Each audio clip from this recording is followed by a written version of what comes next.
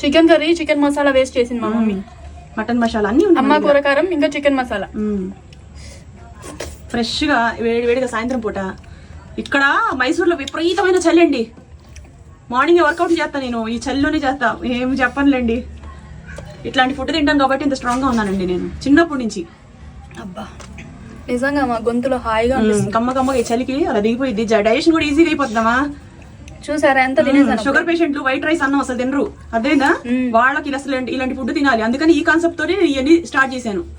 Video అని కాదు, నేను విడిగా కూడా ఇలా ఎవరికైనా పెట్టగలనావా? నేను ఎవరికి పెట్టలేను కదా. వాళ్ళందరికీ నేను ఏదైనా మంచి చేయాలని ఒక థాట్ తోటి ఇవన్నీ చేస్తున్నాను నేను. అవునమ్మా, దీంట్లో ఏమేమి మిక్స్ చేసావు? రాగులు, సజ్జలు, ఒరుగులు. అబ్బా నిజంగా జుర్రం జారిపోతుంది. ఎంత బాగుందో, హాయిగా ఉంది. గుట్టకలు పడుతున్నాయి కదా. ఉడగా అసలు మింగట్లా. ఇంకా ముద్ద టైట్ గా కూడా చేసుకోవచ్చు. ఇప్పుడు మా ఇంట్లో మేము వీడియో చేసుకుని ఇదే చేసేది ఏం లేదు కాబట్టి నేను కొంచెం లిక్విడ్ లాగానే చేసేది.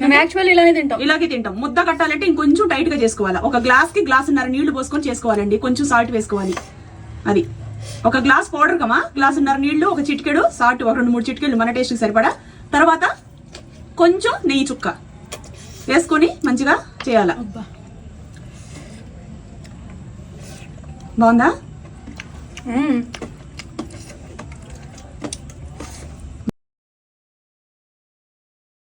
ఉప్మా పౌడరు, అలాగే 14 చిరుదినుసులతో చేసిన దోశ ఇడ్ల పౌడరు, అలాగే 7 చిరుదినుసులతో చేసిన మీకు చపాతీ పౌడరు, ఇవన్నీ మా దగ్గర ఉన్నాయి. వడ పౌడర్ ఉంది, ఇన్స్టెంట్ గా అప్పటికప్పుడు చేసుకునేది.